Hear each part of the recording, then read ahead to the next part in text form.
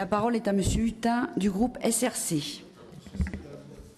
Les autres membres. Ah bon, non, bien. Madame l'inspectrice générale, une question un peu plus spécifique. J'ai vu que vous aviez dirigé en Aquitaine le pilotage, l'animation du plan cancer pour cette région. J'aurais voulu avoir votre sentiment sur la coopération et la coordination qui peut exister avec des organismes dont on peut penser en amont qu'ils sont porteurs d'éventuelles révélations de facteurs de risque. Je pense par exemple au plan de surveillance de la qualité de l'air qui sont soutenus par les associations de surveillance de la qualité de l'air. Je pense au rapport que vous avez pu avoir avec les S3 pays dans les zones industrielles. Je pense au rapport qu'on peut avoir avec les CLI dans les secteurs où il y a des centrales nucléaires.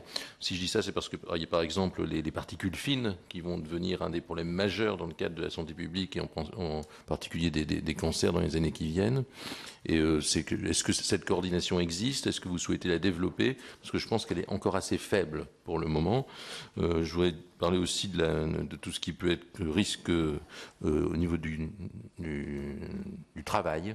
On connaît le drame de l'amiante, il y en aura d'autres, malheureusement dans les années qui viennent. On pense aux pesticides, on pense à un certain nombre de choses sur lesquelles je ne suis pas sûr qu'on soit encore totalement conscient des risques qui arrivent, en particulier dans des surveillances de facteurs de risque qui ne sont pour le moment pas obligatoires et qui ne sont en général réalisés que par des subventions de régions.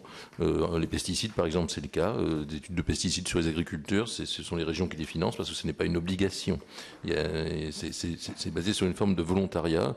Je pense aussi à la qualité de l'air intérieur, qui est aussi un facteur de risque de cancer qui est assez rare, dont on en parle rarement, et je pense que ce sont des domaines sur lesquels il y aurait vraiment des choses à faire et à développer. Voilà, c'est une question très particulière, mais des particules fines, c'est quelques dizaines de milliers de gens qui meurent de manière prématurée dans les années qui viennent. C'est peut-être le deuxième scandale derrière l'amiante qui va arriver.